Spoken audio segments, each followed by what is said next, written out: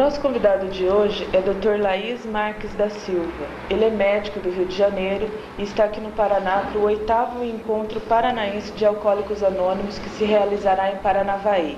Dr. Laís, ele é presidente da Junta de Serviços Gerais dos Alcoólicos Anônimos do Brasil. Dr. Laís, o que é essa junta? A junta é um organismo formado por nove componentes, dos quais 3 são não alcoólicos. Eu sou um deles, um não alcoólico. Eu sou médico, não tenho problema com alcoolismo e encaminhei e venho encaminhando há 24 anos os meus doentes para Alcoólicos Anônimos. O que eu vejo aqui como médico eu sou capaz de tratar, retrato, mas sem o concurso, sem o cuidado de Alcoólicos Anônimos, eu apenas consigo manter os meus doentes de pé com Alcoólicos Anônimos. E sem eles eu faço os doentes ficarem em pé, mas eles não ficam de pé. Então, aliando os meus cuidados, os meus tratos profissionais aos cuidados que Alcoólicos Anônimos oferecem, nós temos tido bons resultados.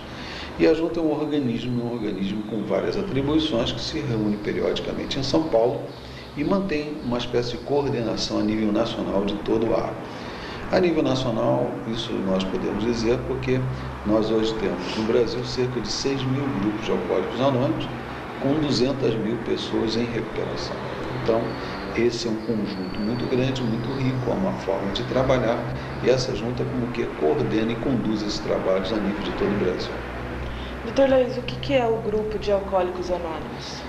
O grupo é um local onde tudo acontece. É no grupo que o grupo é a estrutura mais importante. O grupo é a matriz, o grupo é o gerador. Toda a recuperação, toda a modificação comportamental, toda a nova maneira de ser, ela ocorre no grupo.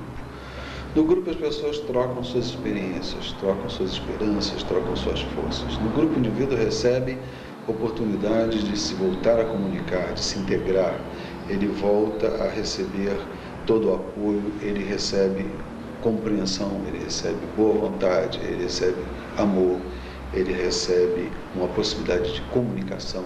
Enfim, no grupo ele tem as condições para consolidar a sua recuperação, para evoluir na sua recuperação. E os Alcoólicos Anônimos estará fazendo aniversário ano que vem, 50 anos. No Brasil estamos fazendo 50 anos, meio século. Brasil. Meio século de existência, de uma existência contínua, não houve interrupções, e também de uma evolução de progresso contínuo. De tal forma que hoje nós temos 200 mil pessoas aqui nesse país em recuperação, ao longo desses 50 anos de trabalho, com muitas vidas reintegradas, com muitas pessoas vivendo vida plena, vida feliz, vida verdadeiramente humana e verdadeiramente familiar e social. No mundo, quando que surgiu e aonde? Alcoólicos Anônimos começou nos Estados Unidos em 1935, numa cidade chamada Akron, no estado de Ohio, com um médico e um homem da Bolsa de Valores de Nova York.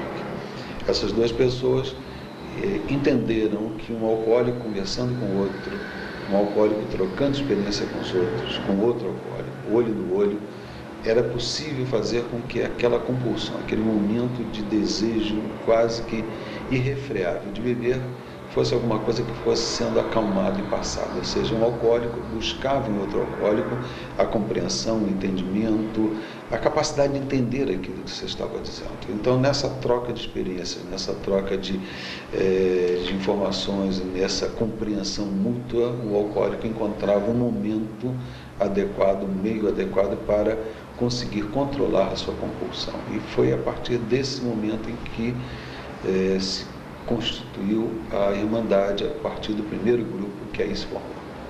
Como que funciona? O Alcoólicos Anônimos, ele tem um tratamento? Como que funciona o Alcoólicos Anônimos? Alcoólicos Anônimos não são profissionais, portanto eles não tratam. Não se pode esperar que em Alcoólicos Anônimos a gente encontre estatísticas, estudos científicos. Em Alcoólicos Anônimos não se desenvolve conhecimento técnico. Em Alcoólicos Anônimos cuida-se do alcoólico. Em Alcoólicos Anônimos o que importa não é a doença alcoolismo, o que importa é o ser humano que sofre do alcoolismo. O ser humano que necessita de compreensão, o ser humano que necessita de calor, o ser humano que necessita de comunicação, o ser humano que necessita de solidariedade, o ser humano que necessita não ser julgado, não ser agredido, o ser humano que necessita resolver seus problemas de culpa, seus problemas de vergonha, o ser humano que necessita conhecer a si próprio. É isso que faz o grupo, é isso que o AA trata.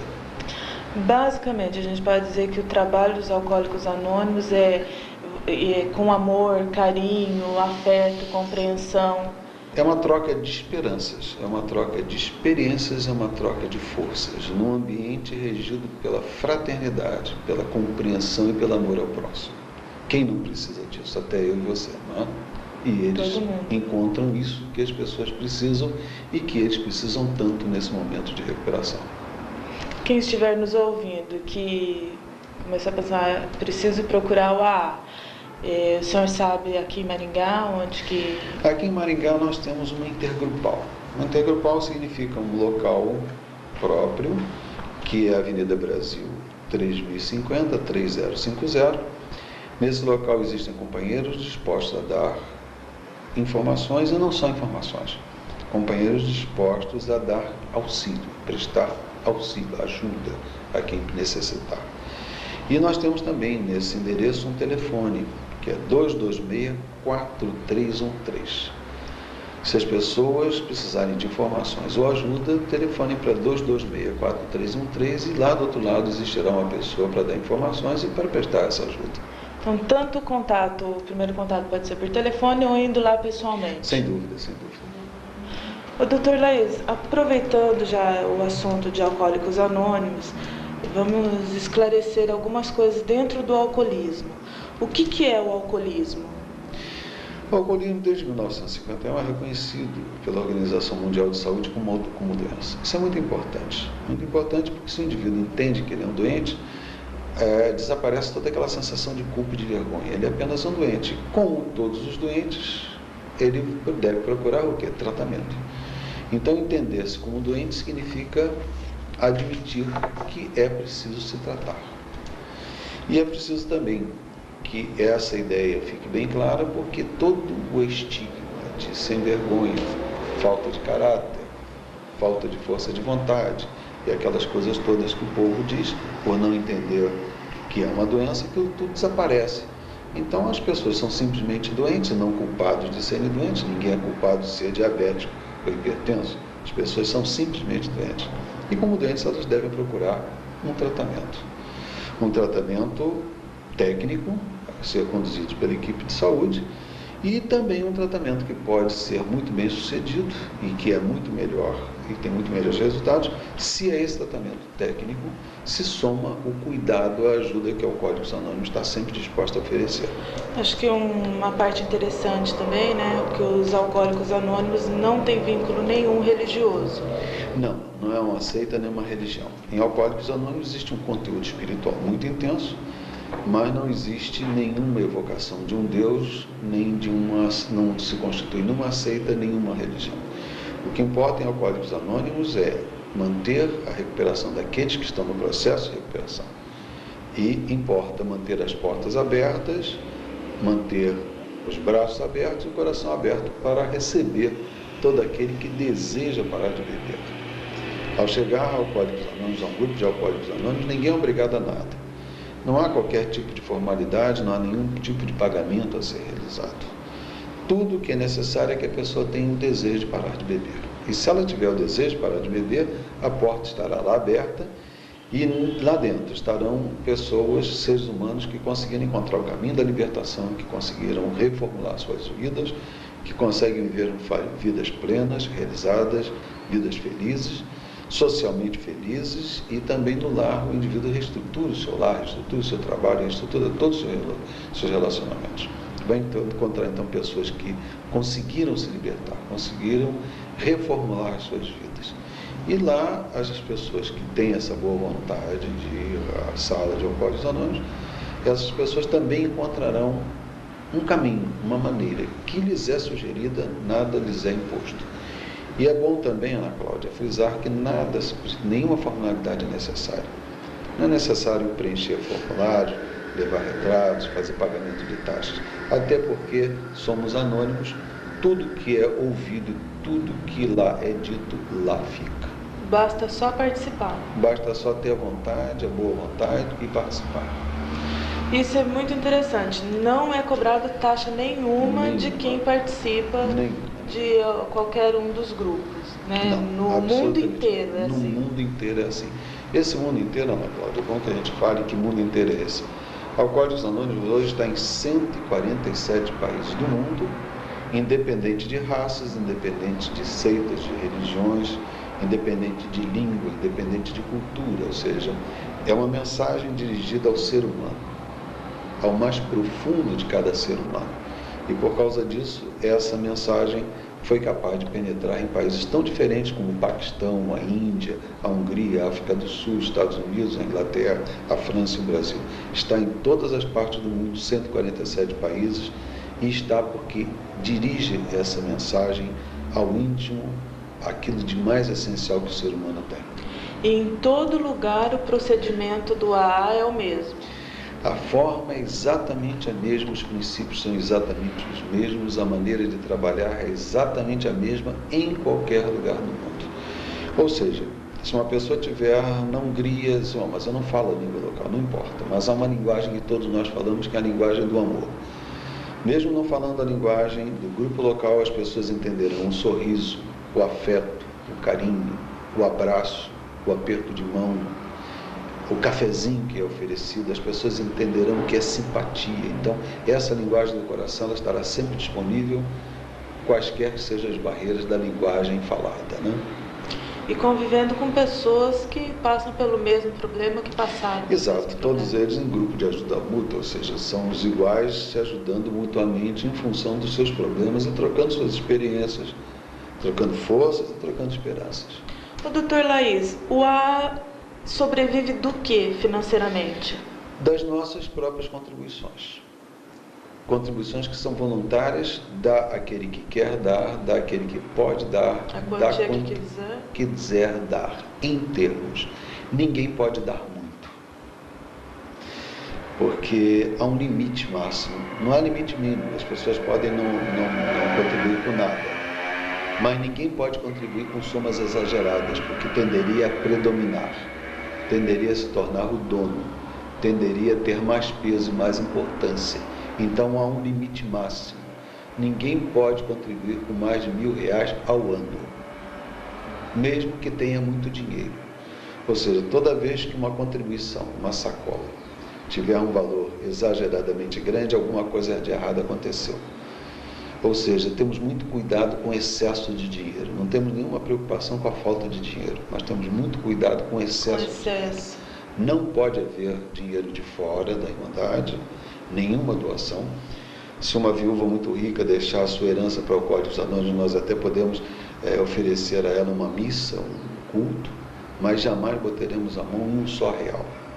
E por outro lado, até de nós mesmos, qualquer contribuição exagerada também tem que ser evitada para que posses, dinheiro e influência não venham a contaminar o nosso trabalho. O senhor falou uma coisa muito interessante antes da gente começar a entrevista, da intenção do AA, não de ter, mas de ser. É toda a filosofia do AA, é uma filosofia voltada para ser. Ser o quê? Ser digno, ser humano, ser honesto, ser correto, ser leal, ser bom amigo, ser bom pai, ser bom filho, ser bom esposo, ser boa mulher. Enfim, tudo dirigido para ser. Tudo dirigido à essência da humanidade que cada um tem. Ser significa desenvolver as qualidades, significa crescer na sua espiritualidade, crescer na sua humanidade, realizar o projeto que o Criador teve para cada um de nós. Ter é uma forma que a AA procura evitar de todas as formas. Nós não podemos ter a não ser aquilo que seja essencial para ser.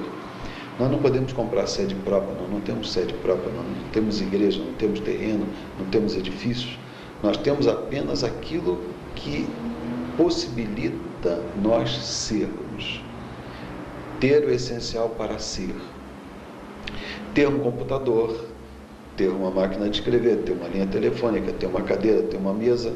Se isso é indispensável, nós podemos ter, mas nada além disso. Toda vez que nós pensamos em ter, nós fazemos com que o sentimento do ter seja um sentimento, o ter desenvolve um sentimento que é o egoísmo. Eu tendo o que é meu exclui da posse sua. eu passo a zelar pelo que é meu e eu tendo a querer aumentar o que é meu. Então, o ter desvia porque traz o sentimento de egoísmo e traz a compulsão para ter, o desejo de ter. E, numa certa medida, quando as pessoas se votam muito, se dedicam muito a ter, elas acabam esquecendo de ser. Há um exemplo que com a minha classe acontece muito. O médico quer ter um carro importado, o ter, quer ter um carro novo, ele passa a ter um plantão no domingo e arranja um plantão também no sábado. E aí deixa de ser marido, deixa de ser pai, deixa de ser uma porção de outras coisas. Então é preciso que a gente tenha, porque nós não podemos deixar de ter os recursos. O que nós não podemos é voltar a nossa vida para ter, porque se voltarmos a nossa vida para ter, nós acabamos deixando de ser. Comprometemos o ser toda vez que desejamos ter em excesso. Ter é egoísmo, ser é ser humano, é ser fraterno, é ser solidário, é ser amoroso, é ser pessoa humana. Então nós nos voltamos mais para o ter, aliás, nós nos voltamos exclusivamente para ter, para ser e ter só o necessário, aquilo que é indispensável para ser. A nossa filosofia é a filosofia do ser e não a filosofia do ter. Doutor Laís, quando que um indivíduo é considerado alcoólatra? Em Alcoólicos Anônimos, nós não consideramos ninguém alcoólatra. Por quê? Porque nós não fazemos diagnósticos em Alcoólicos Anônimos. É claro que eu, como médico, faço, mas em Alcoólicos Anônimos as pessoas não fazem. Porque em Alcoólicos Anônimos não importa o diagnóstico, não importa o estudo da pessoa enquanto doente. Importa o ser humano que está doente. É o outro lado. Então não se trata a doença, se cuida. Então veja só, quem trata a equipe profissional, trata o técnico, trata a equipe de saúde. E Alcoólicos Anônimos cuida, ou seja, oferece alguma coisa enquanto ser humano. Porque em Alcoólicos Anônimos importa não o doente, não a doença, mas o ser humano que sofre dessa doença. Mas como que uma pessoa, por exemplo, que está nos assistindo e que gosta de beber, né? Como que ela vai saber se ela precisa procurar essa ajuda ou não? Essa pergunta vai ter que partir dela isso? Essa pergunta é muito importante, Cláudia. Em primeiro lugar, nós podemos dizer que, num primeiro plano, se você acha que tem ou não problemas com alcoolismo, uma coisa que a gente pode dizer é o seguinte: pergunte à sua mulher, ela sempre sabe. Né? Mas nós podemos também dizer aquilo que é o conceito do Conselho Nacional de Alcoolismo dos Estados Unidos. O ponto é o seguinte: se uma pessoa vai a uma situação em que ela vai beber, e se ela pode, com consistência, dizer o quanto vai beber e até quando vai beber, e se ela faz isso sempre, ela não tem problemas com álcool. Por exemplo, vou numa festa, vou beber uns 3 ou 4 chopes e vou sair 1 hora porque amanhã eu tenho que trabalhar. Se eu faço isso consistentemente, eu não tenho problemas com álcool. Mas se eu vou beber 2 ou 3 e tomo todas, e se em vez de sair a 1 hora ou meia-noite, eu saio às 5 horas da manhã, carregado, realmente eu tenho problemas. Essa é uma maneira prática também de ver. Então, se a pessoa consegue se controlar, ela não é um alcoólatra? Não. Ela pode... É alcoolista até, né? Que o senhor... Não, alcoolista é o nome do alcoólatra. O termo mais pesado é alcoólatra, o termo mais leve é alcoólico, mas o termo técnico é alcoolista. Quer dizer, todos esses são os portadores da doença. Né? Mas a pessoa pode até ter consequência desse beber. Uma pessoa que bebe pesadamente, embora não tenha a dependência química, ou seja, não tenha a doença, ela acaba tendo uma cirrose também, ela acaba tendo uma pancreatite fibrosa, ela pode ter uma esofagite, uma gastrite, ela pode ter uma síndrome de má absorção intestinal, ela pode ter neurite, ela pode ter cardite, a cardite alcoólica é bastante grave. Enfim, ela pode ter aquilo que resulta da intoxicação, porque o álcool é droga. Então a droga afeta o organismo de uma forma muito variada. Então essa droga pode afetar o organismo mesmo que a pessoa não tenha dependência química. Se uma pessoa bebe pesadamente e bebe durante muito tempo, ela vai acabar tendo as consequências da ingestão da droga, embora não seja uma doença. A doença está na dependência química, a dependência química que está nessa falta de controle. Em realidade, o diagnóstico médico já é um pouco diferente. Nós podemos falar dos 7 parâmetros de Griffith, Eduardo. Então, uma pessoa, quando está tendo problemas de alcoolismo, ela quando começa a ter problemas de alcoolismo, ela começa a mudar o seu modo de beber. ela já procura situações em que ela vai beber, por exemplo, depois do trabalho da manhã, ela já bebe com os amigos às 11h30, ela já bebe na saída do trabalho, ela já cria circunstâncias em que vai beber. Depois ela começa a beber de uma forma aumentada, exagerada, a ponto de as pessoas em volta perceberem. A modificação do beber também ocorre em função de que a pessoa bebe mais rápido, no desejo de obter o efeito da droga. Quer dizer, já não é mais o gosto que a bebida tem, mas o efeito que ela vai produzir, que é o beber rápido. Com o tempo existe uma pobreza do repertório. Essas pessoas vão tendendo a fixar em beber cerveja, em beber um tipo de conhaque, beber gin, enfim, elas vão fixando. Nós socialmente bebemos qualquer coisa onde nós vamos, mas essas pessoas com o tempo passam a ter bebidas prediletas. Então essa é uma forma de beber diferente. Por outro lado, para obter os mesmos efeitos, há um outro fenômeno chamado tolerância, que é o segundo parâmetro, as pessoas vão tendo que beber mais para conseguir os mesmos efeitos. E naturalmente quem bebe mais vai também tendo doses tóxicas maiores. E depois aparece a síndrome de abstinência. A síndrome de abstinência ocorre quando o indivíduo passa a noite inteira sem dormir e pela manhã acorda trêmulo, pulso rápido, pressão elevada, ansioso, agitado, nauseado, às vezes com vômitos. Isso por quê? Porque passou a noite sem beber. Esse é o terceiro parâmetro. O quarto parâmetro é a bebida matinal, né? O indivíduo, para passar esses efeitos todos, ele toma a primeira dose, o gole matinal. Quando o indivíduo ingere esse gole matinal, aí tudo passa. Passa a ansiedade, passa o tremor, passa a agitação, passa o medo de ir para a rua, tudo volta ao normal. Ou seja, o simples fato de ficar uma noite inteira sem beber faz com que o indivíduo sinta de manhã todas essas consequências da falta da droga. Ele aí toma a droga e tudo passa. E nesse momento você percebe que aconteceu uma coisa muito trágica. Antes ele vivia para beber, agora ele tem que beber para viver, senão não consegue mais viver. No momento seguinte, desenvolve-se a falta de controle, ou seja, o indivíduo perde o controle ou perde a vontade de controlar. O fato é que o indivíduo, ao beber, ao ingerir a bebida, não tem mais o controle sobre ele. Então beberá até onde der. E só não existe overdose em alcoolismo porque o indivíduo desmaia antes, porque a depressão do sistema nervoso é de tal ordem que o indivíduo dorme. Mas se ele ficasse acordado, ele beberia até morrer, porque não tem controle nenhum. É a chamada coma alcoólica? Bebe até onde der. Pode entrar até em coma. Pode dormir, pode entrar em coma alcoólico, mas o fato é que não existe a overdose porque o indivíduo desmaia antes, apaga antes. Se não apagasse, ele acabava morrendo mesmo. Por outro lado, também, finalmente, o sétimo parâmetro é o que diz respeito ao fato de que é uma doença incurável, uma doença que permanece, e o indivíduo que permanece 10, 20 anos sem beber, se ele volta a beber, em 2, 3 dias está bebendo com a mesma intensidade que ele bebia antes. Ou seja, com uma vela que se vai gastando. Quem apaga uma vela no meio, depois não pode começar a beber a partir do princípio, já bebe dali. Ou seja, bebe de onde parou, com a mesma intensidade, ou seja, de 2 ou 3 dias depois o indivíduo está bebendo com aquela intensidade toda.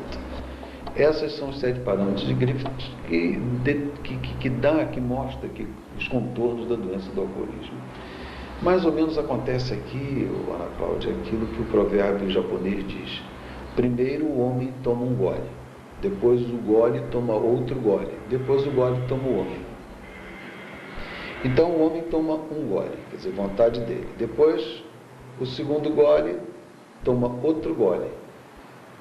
Ou seja, aí ela tomou, a coisa tem uma dinâmica própria, quer dizer, aí é o álcool ingerindo o álcool, já independente da vontade ou não.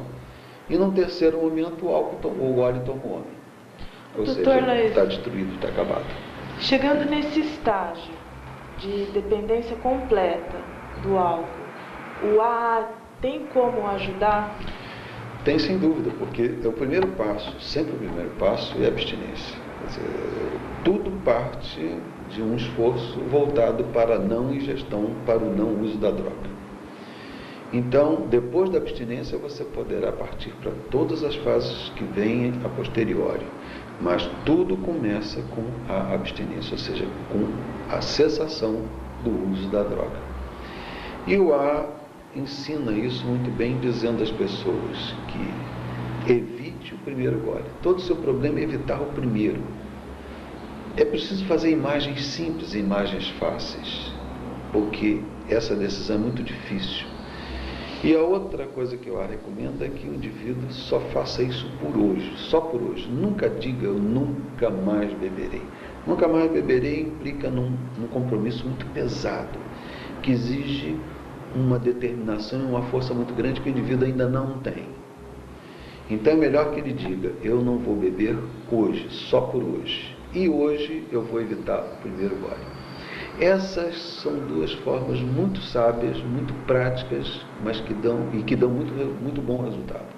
É preciso evitar o primeiro gole no dia de hoje. Amanhã nós vamos ver como as coisas ficam. E durante o tempo e com a recuperação, o indivíduo vai sendo uma pessoa, não exatamente que não pode beber, mas ele se torna uma pessoa que pode não beber, ou seja, tem capacidade, tem poder para não beber. Mas isso só com o tempo ele vai desenvolver. Num primeiro momento é preciso que o indivíduo não beba hoje e que ele evite o primeiro gole. Então, essa é o esforço voltado para a abstinência. Conseguida a abstinência, ou seja, a sobriedade, tornar-se sóbrio pelo não uso da droga, depois o indivíduo vai entrar num processo de equilibração, num processo de progresso no trabalhar os seus problemas, no trabalhar o seu eu, conhecer a si próprio, se relacionar bem com o mundo, reformular a sua vida familiar, profissional, social de uma forma geral. Depois tudo começa num caminho da sobriedade e depois da serenidade. Sóbrio, o indivíduo depois parte para a serenidade. A sobriedade é muito importante, a sobriedade é o alicerce. Mas ninguém faz o alicerce para nada. A gente faz o alicerce para construir um bonito edifício em cima. Então, a sobriedade, o não beber, é o alicerce. E a serenidade é o grande edifício que há de se fazer em cima. E o que representa ela? Representa a paz. Paz consigo mesmo, aceitação de si mesmo, relacionamentos bem cuidados, relacionamentos pessoais, familiares, numa outra dimensão, ou seja, uma reformulação muito grande do seu eu, no caminho da paz de espírito, no caminho da serenidade. Doutor Laís, nesse última etapa aí do processo, que a pessoa já está de bem consigo mesma, com os familiares, com aquele com quem está convivendo com ela, mas jamais o primeiro gole. Não. Continua havendo impossibilidade, porque o indivíduo tomando o primeiro gole, ele tomará todos os goles. E a história da vela vai voltar de onde ela apagou. De onde ela parou. E aí, ele é um dependente, ele é um doente. O problema é que ele tem como se fosse um tubarão dentro dele. Esse tubarão está adormecido. Tudo é preciso fazer para que ele não seja acordado. Se o tubarão acordar, ele faz o estrago, né? Então, ele não pode mais usar essa droga. Ele tem que ser capaz de não poder usar a droga. Como eu estava dizendo a você, ele não é uma pessoa que não pode beber, é uma pessoa que pode não beber, que tem capacidade, que tem poder para não beber. Ele entende que ele é doente e ele se arma, ele se estrutura, ele se capacita para ter esse poder de não beber. Como o diabético não pode usar açúcar, como o hipertenso não pode usar o sal. É apenas o ele sabe que ele não pode beber. O dependente químico não pode usar o seu químico, porque ele se tornou dependente e se ele usar, ele não tem controle, todo aquele quadro vai voltar, quadro devastador, quadro destruidor, porque essa doença tem um alto poder destrutivo. Doutor Laís, a gente pode dizer então que o alcoolismo não tem cura? A dependência química em geral não tem cura. Uma vez dependente, sempre dependente. Ela pode fazer um tratamento, uma conscientização, mas se ela voltar a usar a droga, tudo mais volta. A dependência do álcool, ela é hereditária? Olha, de hereditário no sentido de que filho de peixe, peixinho não é. Ela tem muito de hereditário. Então, os estudos mostram que, independente de fatores culturais, independente de educação, o filho de pais alcoólicos tem 36% de probabilidades a mais de desenvolver a doença do alcoolismo. Ou seja, o filho do alcoólico não será necessariamente um alcoólico, mas é uma pessoa que, ao beber, terá que ter muito cuidado, porque o seu risco de desenvolver a dependência química é muito maior. Ou seja, pode até não ser alcoólico. Até porque, para ser alcoólico, é preciso beber. Quem não beber nunca não vai ser. Então, se bebe, tem que beber com muito cuidado, porque ele tem 36% de risco a mais de desenvolver a doença. Doutor Laís, o que leva o indivíduo a beber? Olha, a nossa sociedade, sobretudo o mundo ocidental, ele tem no uso da bebida um fato cultural. Nós temos uma cultura, nós usamos a bebida. Então, usamos a bebida socialmente, a bebida é aceita como alguma coisa que faz parte da nossa cultura e da nossa vida. Agora, há povos que bebem menos e que bebem de uma forma ritualizada. Por exemplo, os judeus bebem menos e bebem em situações religiosas específicas. Então, o alcoolismo entre judeus é menor. Há religiões que proíbem o uso da bebida. Então, há sociedades que não toleram o uso de qualquer bebida.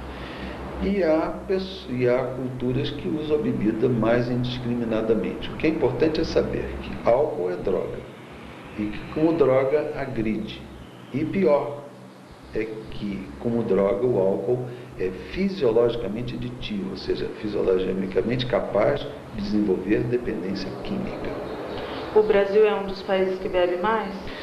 No mundo ocidental, o mundo ocidental bebe muito. No Brasil, bebe-se muito, como em todos os outros lugares se bebe muito. Então, bebe-se muito por diversas razões, né? Há muitas razões para beber.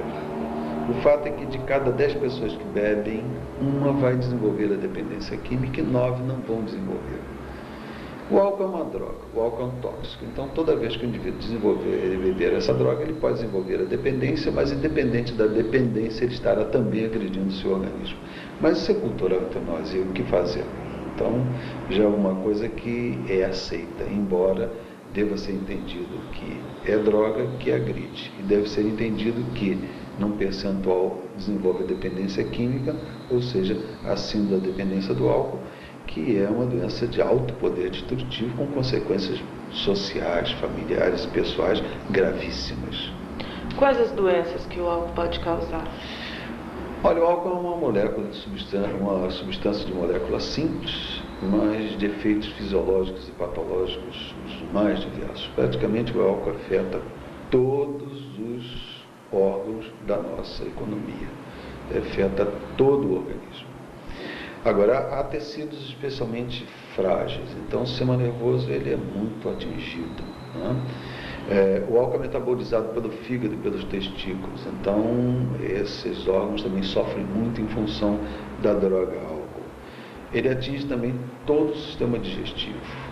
Você tem a esofagite, a gastrite, você tem a pancreatite fibrosa, você tem a cirrose que se desenvolve com o tempo, você tem a síndrome de má absorção intestinal, enfim, todo o tubo digestivo.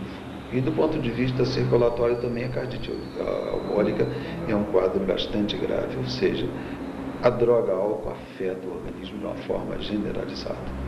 Não sobrou nada aí. Olha, sobra o cabelo, sobra o dente, eu não sei nem se sobra, mas parece que sobra. Doutor Laís, uma mulher grávida que ingere álcool, em que quantidade que esse álcool ingerido pode afetar o feto? Esse álcool ingerido vai passar pela placenta e vai atingir o feto. Em qualquer quantidade? Sempre, qualquer quantidade. Agora, se ela bebe pouco esporadicamente durante a gravidez, efeitos maiores provavelmente não ocorrerão. Mas se ela bebe muito durante a gravidez, vai haver uma criança com a síndrome de alcoolismo fetal. Grave, muito grave. Vai haver um déficit cerebral, há uma microcefalia, que é cérebro pequeno, um déficit cerebral muito severo, uma criança que não consegue dormir, uma criança irritadiça e que vai ter um desenvolvimento mental muito pobre durante a sua vida toda. Em verdade, essas crianças, elas choram intensamente, são terrivelmente irritadas. Elas só se acalmam quando elas vão ao seio materno, quando ingerem o leite e quando com o leite eles recebem o álcoolzinho que está faltando. Aí acalma. É a dependência do álcool clara. E é fácil de detectar isso? O que se detecta é um quadro grave e irrecuperável, um quadro irreversível. Essa criança será um deficiente mental grave pelo resto da vida. Essa criança está definitivamente condenada. Então, é uma constatação apenas, é um nada a fazer. Tudo por causa do álcool? Tudo por causa do álcool, durante a gravidez. Doutor Laís, tem um índice de alcoólatras, é maior o índice de homens ou mulheres alcoólatras? O álcool afeta indistintamente homens e mulheres. E afeta qualquer um, em qualquer raça, em qualquer nível social, cultural, econômico que se tenha. E afeta também as mulheres. E o que a gente pode dizer que a mulher é diferente em relação ao homem é que tudo indica que o organismo da mulher seja mais frágil ao álcool, ou seja, ele é mais agredido pela droga. Agora, o alcoolismo da mulher, ele aparece menos, porque a mulher, tendo mais vergonha, ela esconde muito. É muito difícil, a mulher esconde, ela dissimula muito, ela nega muito, ela disfarça muito, ela procura evitar a vergonha que esse seu beber traz. Por outro lado, também a mulher, para ingressar em Alcoólicos Anônimos, ela também tem mais dificuldades, porque ela tem uma estrutura mental diferente, ela tem socialmente, culturalmente, ela é diferente, então ela tem que se proteger mais. Por outro lado, isso tudo causa dificuldades especiais no próprio caminho da recuperação da mulher, até mesmo em Alcoólicos Anônimos. Acho que até a preocupação com a rejeição da sociedade é bem maior. A rejeição da sociedade e o pudor também, né? A tentativa de evitar que coisas mais dolorosas, mais íntimas venham a aflorar. E nas áreas profissionais, há uma pesquisa de qual profissional que bebe mais que o outro? Todos bebem diferentemente, é geral. As pessoas fazem uso porque no Brasil o álcool, só agora o presidente tomou uma medida que limita essa oferta de álcool. Mas antigamente, ou até pouquíssimo tempo atrás, qualquer um bebia o que quisesse, o quanto quisesse, da bebida alcoólica na concentração que bem escolhesse, e em qualquer lugar, na estrada, em casa, em qualquer lugar. Isso é uma oferta indiscriminada, uma oferta ampla do álcool. Então isso só leva ao quê? A um uso bastante intenso. Né? Então nós tínhamos uma cultura, ainda temos uma cultura que privilegia o uso dessas bebidas, que estimula o uso dessas bebidas e o uso em qualquer quantidade, em qualquer situação. Não é assim nos outros lugares do mundo. O brasileiro está bebendo mais cedo? O adolescente? Cada dia as pessoas bebem mais cedo. Cada dia chega jovens em idades mais baixas aos grupos de Alcoólicos Anônimos. Nós temos gente chegando a Alcoólicos Anônimos com 10 anos de idade. E o pior, antigamente alcoólatras apenas, problemas com álcool, e hoje já com problemas com outras drogas. Dificilmente alguém hoje já chega tendo só problemas com álcool. Geralmente com maconha e cocaína também, o que é muito mal. A gente tem aqui final de semana, né, o ponto da moçada aí, você vê garotada de qualquer idade aí com uma latinha de cerveja na mão. E diga-se. A gente não sabe se está tomando ou se está fazendo pose, mas pelo menos está... Algum gole já deu, né? E alguma coisa mais importante, Ana Cláudia. Aqui neste país, a lei diz que é proibido vender bebidas a menores. Mas nós somos um país muito sugêneres, muito particular. Tem leis que não pegam, né? Depende se é de catapora, que pega, que não pega. Parece que lei aqui é igual a catapora, ora pega, ora não pega. Não tem nada que lei pegar. Se a lei existe, ela tem que ser cumprida, ela tem que ter vigência, ela tem que vigir, ela tem que existir. Aqui é proibido vender bebida a menores, só tem que todo mundo vende e todos os menores tomam, o que é muito mal. É preciso botar peias, é preciso limitar essa oferta indiscriminada que nós temos. Controlar mais, né? Botar limites, pelo menos, né? E conscientizar as pessoas de que álcool é droga e que Ao ingerir o álcool, o indivíduo pode eventualmente desenvolver uma doença muito grave, muito destrutiva, e ele pode morrer disso. O doutor Laís, há pesquisas e reportagens, principalmente de italianos, que tomam uma dose de vinho diariamente, que diz que até faz bem para a saúde. O senhor, como médico, como que vê isso? Não há uso médico do álcool.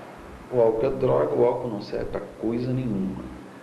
No passado, quando eu ainda era estudante, nós usávamos álcool nos pacientes em coma com a finalidade de oferecer calorias, alimento, porque o álcool é uma droga que é também alimento, de oferecer calorias ao paciente, mas isso já foi abandonado há muito tempo. E aquela história de que o álcool faz bem para a circulação cardíaca, isso é uma bobagem, isso é uma balela muito grande. Então, o fato é que não existe uso médico para a droga álcool. Álcool é apenas uma droga e não tem nenhum uso médico. Inclusive crianças, né, que desde não existe essa história de beber vinho para fazer uma geração forte. Isto é outra balela para vender vinho. Não existe essa história. E com essa história há países também sofrendo muito com essa forma de cultura. A França é um país em que havia o mais alto índice de alcoolismo do mundo até pouco tempo atrás. Com essa história de bom vinho faz as pessoas ficarem fortes, uma geração forte, não existe nada disso, né? Mas hoje a França já toma medidas, as autoridades tomaram medidas e estão contendo muito e a realidade já é outra. O que existe, por exemplo, com os italianos, você citou os italianos, na Itália as pessoas bebem na refeição. E, de certa forma, o italiano procura ensinar o seu filho a beber com moderação, a beber numa situação de refeição e beber também com moderação. Enquanto que os irlandeses, por exemplo, proíbem, por todas as formas, a bebida a menores. Mas se embriagam sistematicamente nos pubs, porque o alcoolismo na Irlanda é brutal. Então, o que é que acontece? As crianças não bebem nada, mas ficam sabendo que beber é bom. E quando se tornam adultos, bebem intensamente. No fundo, há vantagens e desvantagens. Não existem menores alcoólatras na Irlanda e existem alcoólatras na Itália. Mas, no fim, todo mundo acaba bebendo muito mesmo. Doutor Laís, qual a solução? A venda controlada é uma solução para diminuir o alcoolismo? A venda controlada não, eu não diria controlada, a venda limitada. Limitada. Né? A venda limitada. Quer dizer, está aí, você pode usar, se você pode usar, você usa. Se você não tem a dependência química, usar um pouco de álcool não lhe fará mal, não lhe fará maior mal. Então, se você bebe socialmente e apenas socialmente fica nisso, o mal que o álcool lhe faz não será significativo.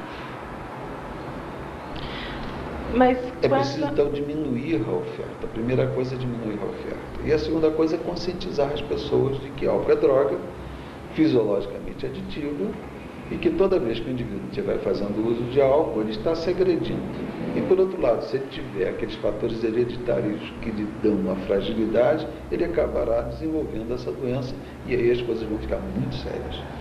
Com essa venda limitada, será que a gente não cai naquela história de que o que é proibido, o que é escondido é bem melhor? Mas não é que seja proibido, não será proibido. Não, sim. Apenas, por exemplo, se tomar a dó de fora, como eu falei, eles poderemos fazer como nos Estados Unidos, como na Inglaterra, determinados lugares, menor, até em ambientes fechados, né?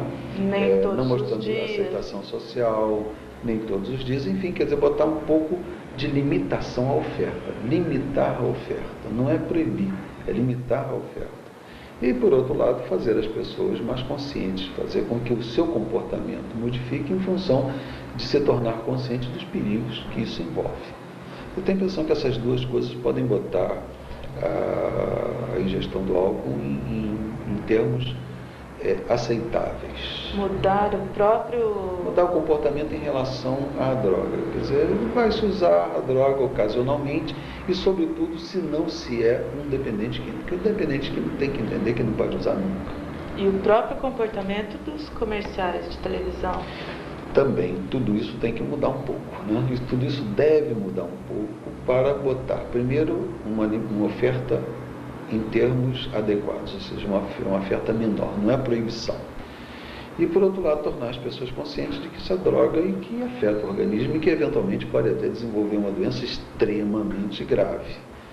E as consequências do uso do álcool, você sabe, há pouco tempo a Exxon teve um problema gravíssimo no maior acidente alcoológico já ocorrido na humanidade. Foi aquele acidente com aquele navio petroleiro Exxon Valdez, que o comandante era um alcoólatra, estava inteiramente alcoolizado, e o navio despejou toda uma carga no Alasca e que acabou com a vida marinha, acabou com tudo aquilo que era ambiente natural.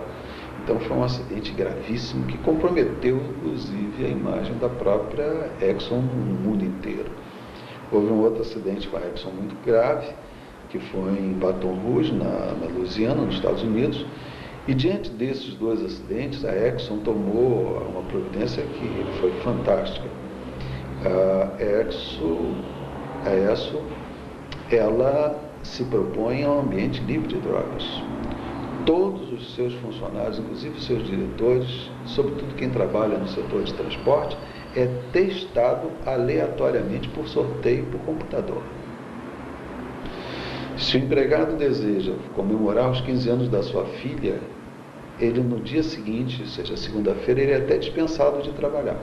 Mas ele não pode trabalhar tendo álcool na urina. Na terça-feira ele tem que passar pelo teste. Na terça-feira ele tem que passar pelo teste. Não só para álcool, como para qualquer outra droga. E com isso os acidentes foram reduzidos a praticamente nada. Você imagina que o transporte dessas substâncias é extremamente perigoso. Os acidentes que podem ocorrer e as consequências desses acidentes são inimagináveis. Então essa é uma companhia que se voltou para um ambiente livre de drogas. E não é só ela não. No Brasil já existem várias outras multinacionais que também não admitem o uso de qualquer tipo de droga nos seus funcionários. O senhor estava comentando, né, que todo acidente de automóvel, avião... Com morte, você se for ver acidente automobilístico, com morte, se você for ver as estatísticas de países do primeiro mundo, o álcool está em 80%. Aqui no Brasil, se nós fizermos, nós vamos acabar descobrindo que o álcool está em 90%. Então não é inócua, não é uma coisa inócua. E hoje há uma situação muito séria, muito mais séria ainda, né? Porque o indivíduo fuma a sua maconhazinha, né? E 4 horas depois, lá pelo almoço, ele já se está sentindo melhorzinho, então vai almoçar e aproveita e toma uma caninha. Mas em realidade ele ainda tem muito da cannabis no organismo dele, da maconha. Isso que com o álcool potencializa. E depois, ao voltar para casa no fim da tarde, sofre um acidente, se mata alguém. Então, essas coisas de inocente não tem nada, né? E também é preciso verificar que certas coisas são... Disse assim, não existe mais a lei seca nos Estados Unidos. Não é assim, não. Há alguns condados em que ainda existe a lei seca. Não acabou, não. É claro que se você impõe uma lei seca, sem uma mudança de mentalidade, vai haver muita dificuldade. É preciso mudar a maneira de ver as coisas. Mas a lei seca ainda existe, ela não acabou, não. Doutor Laís, o senhor está aqui no Paraná para o 8º Encontro Paranaense dos Alcoólicos Anônimos. Vai se realizar em Paranavaí. O que é esse encontro? No estado, todo ano se faz um grande encontro. O grande encontro é uma reunião em que os problemas da Irmandade a nível do estado são discutidos, em que há uma troca grande de informações e é uma oportunidade, inclusive, que nós aproveitamos para nós nos reencontrarmos, né? A vida é a arte do encontro, né? E não foi o Vinícius que disse, não, foi Jesus mesmo. Então esses encontros são sempre agradáveis. Reencontrar é uma das coisas que encanta a vida, né? E nesse momento, que é desse encontro paranaense, nós também vamos aproveitar para fazer essa oportunidade de uma troca também de informações e de estudos. Quer dizer, vamos estudar temas, desenvolver temas, estudar coisas da nossa Irmandade também. Quem que vai estar participando desse encontro? Todo o ar do Paraná. Vem gente de todas as cidades do Paraná para Paranavaí, para nós nos reunirmos. Há uma atividade, vamos dizer assim, cultural, porque nós vamos estudar as coisas do ar, e há também uma atividade social, porque nós vamos nos encontrar. E encontrar é sempre bom. Aqui no Paraná sempre é em Paranavaí ou cada? Não, vai mudando sempre. Vai mudando sempre. Quem que escolhe a sede? É a própria área, quer dizer, são os próprios nossos companheiros aqui do Paraná que vão escolhendo alternativamente lugares diferentes para fazer esses encontros. Esse encontro vai ser quando? Ele se encontra na sexta, sábado e domingo, ou seja, hoje à noite nós vamos para lá, porque ele começa hoje à noite, e vai durar pelo sábado e domingo também. Então, dia 13, 14 e 15. Exato. Né, de setembro. Doutor Laís, repete pra gente o endereço do AA aqui de Maringá. No Paraná nós temos 207 grupos de alcoólicos anônimos. E aqui no em Paraná, Maringá, 200? no Paraná. E aqui em Maringá nós temos 3 grupos. E uma central. Uma central significa um endereço e um telefone à disposição das pessoas para qualquer tipo de informação ou ajuda. No caso, a nossa intergrupal fica na Avenida Brasil 3050, 3050, e o nosso telefone é 266-4313. Se uma pessoa deseja parar de beber, venha a nós. Nós temos muitos casos bem-sucedidos, nós temos muitas recuperações maravilhosas, nós temos muita gente vivendo vida realizada, vida plena, vida digna, vida humana. Vale a pena.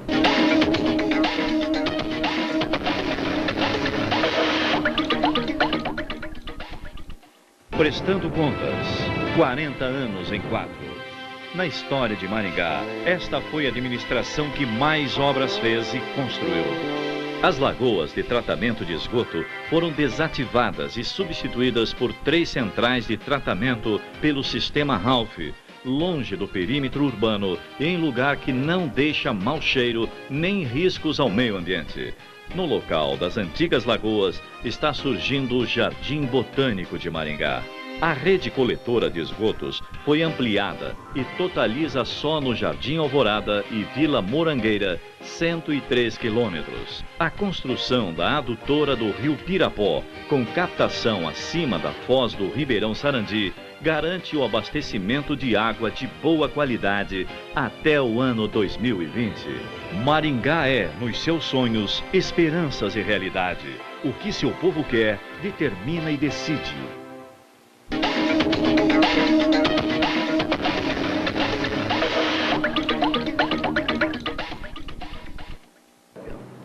Doutor Laís, vamos falar da revista. Com todo prazer. O AA, no mundo inteiro, tem a revista, aqui no Brasil, com quantas tiragens? Nós temos uma revista bimensal, que ela sai a cada 2 meses, com uma tiragem de 12.000 exemplares. Para um país que não lê muito, né, e de muitos analfabetos, ter uma tiragem de 12.000 exemplares a cada 2 meses é um sucesso. No Brasil, a revista se chama Vivência. Ela traz as experiências dos brasileiros, as nossas experiências, e traz alguma coisa sobre as coisas do ar. É uma revista bem apresentada, muito boa, e que também pode ser vendida às pessoas que não são essa daqui dependentes. É a revista, né, aqui no Brasil com o nome de Vivência. Essa daqui é de maio e junho. Para adquirir a revista, nesse mesmo telefone? Nesse mesmo telefone. Nesse mesmo telefone. E ela custa muito barato, sai cerca de R$2 por número Por só. número. Então, quem quiser, quem tiver interesse, e sempre são depoimentos e... Depoimentos e coisas em geral da vida diária e atividade diária, né? Então, por exemplo, nessa o 4º passo está sendo enfocado, mas são depoimentos em cima de um passo, que é um passo de recuperação. É uma revista muito boa para o profissional também ler, para o psicólogo ler, e é uma revista que a gente pode até deixar no caminho daquele alcoólico que vive dizendo que não é, né? A gente bota ali a gente esquece uma revista dessa na mesa dele, na mesa de trabalho, na sala, em cima de uma poltrona, que quem sabe um dia folheando ele vai admitir que tem problemas com álcool e vai encontrar o seu caminho de libertação. É uma revista boa, agradável de se ler. Doutor Laís, mais alguma colocação? Nós queremos dizer que o AA no mundo começou em 35 com 2 e hoje continua com 2, viu? Mais 2 milhões de pessoas em 147 países do mundo. É um programa de vida plena, é uma democracia plena, onde não existe nenhuma estrutura de poder ou de riqueza. É uma forma de vida verdadeiramente humana, de uma vida boa, em paz consigo, em paz com os outros, uma vida em que as pessoas crescem na sua humanidade. é um modelo de vida, é um modelo de amor pela vida, de alegria de viver. O nosso mundo, a nossa sociedade hoje sofre muito de uma cultura que é uma cultura da morte, uma cultura tanatológica. O mundo produz, os homens produzem armas de destruição. Os homens se matam intensamente, a violência é generalizada. Os homens produzem drogas, os homens se matam nas drogas. Os homens poluem ares, mares, os homens destroem espécies animais, os homens destroem espécies vegetais, nós destruímos a natureza em que nós vivemos. Então a nossa cultura é muito uma cultura da morte. E o que eu posso dizer é que a cultura do AA é uma cultura da vida, do amor à vida, do amor ao ser humano, do amor ao próximo. É uma cultura da solidariedade, é uma cultura da compreensão, é uma cultura da fraternidade. Então é uma cultura voltada para o que de melhor os homens têm. Parar de beber é muito importante, mas eu vejo que mais importante ainda em Alcoólicos Anônimos é um modelo de vida para o próximo século, vida verdadeiramente humana, vida longe do hedonismo, longe da droga, longe da destruição e muito dentro da grandeza do homem, da grandeza do ser, da importância do ser, da dignidade do ser humano, do crescimento da humanidade. Eu espero que esse exemplo de crescimento, que essa possibilidade, que essa cultura, ela represente para o homem uma salvação para um século que vem aí cheio de destruição, cheio de drogas, cheio de hedonismo, cheio de egoísmo, cheio de muitas coisas que não são boas, e dentro disso o AA é um exemplo de coisa muito boa, de um viver muito bom. Mais ou menos o que aconteceu, Cláudio, é que lá pela Idade Média, Galileu teve que abdicar das suas certezas de que a Terra não estava no centro do universo, e que o Sol estava no centro do universo. Desse momento em diante, a religião seguiu uma trajetória e a ciência seguiu outra trajetória. Ele disse que tudo aquilo era mentira e com isso não foi queimado pela Inquisição. Então, mais ou menos, se fez um acordo não escrito, em que a ciência seguia para um lado e a espiritualidade seguia para o outro.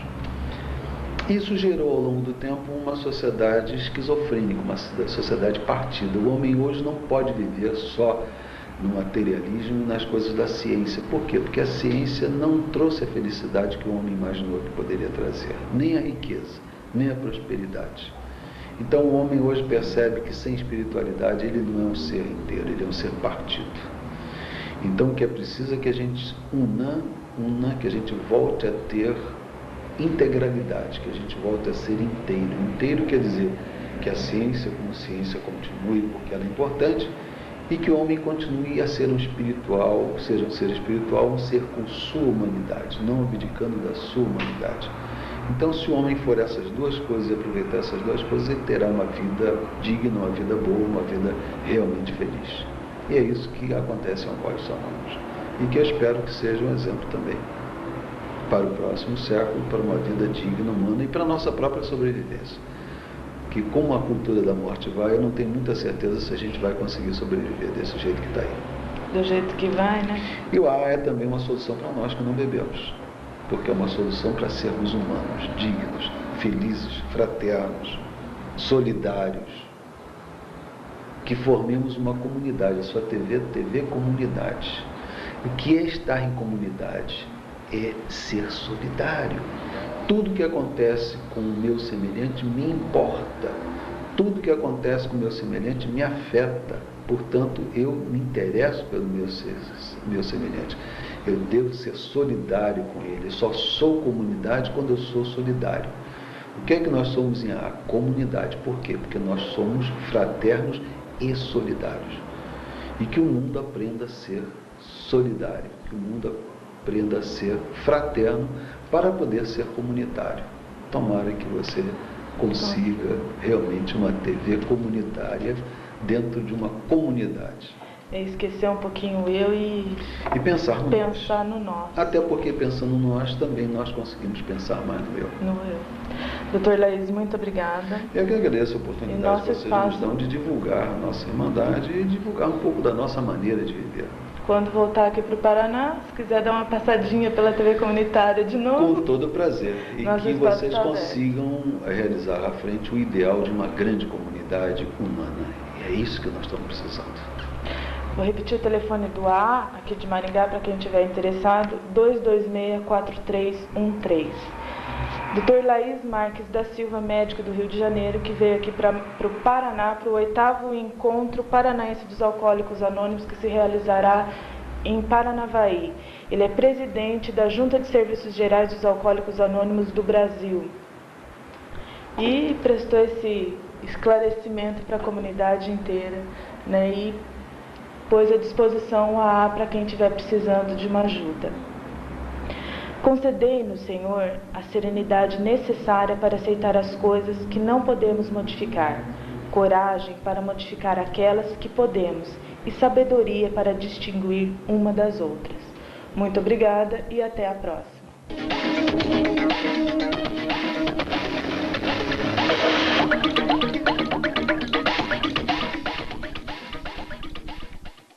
Prestando contas, 40 anos em 4. Na história de Maringá, esta foi a administração que mais obras fez e construiu. 15 novas escolas construídas, ampliadas 4 e reformadas 39. A Escola da Ampacim, no campus da UEM, a Escola do CSU, o Cefet, são algumas destas escolas que juntas somam 173 novas salas de aula, com vagas para mais 16.695 alunos. A merenda escolar foi municipalizada e é servida diariamente a 47 mil alunos da rede de ensino, 38 creches e 3 entidades de assistência ao menor. A taxa de analfabetismo em Maringá é uma das menores do país, 1,2% na faixa etária de 11 a 14 anos e 9,1% com mais de 15 anos. Maringá é, nos seus sonhos, esperanças e realidade. O que seu povo quer, determina e decide.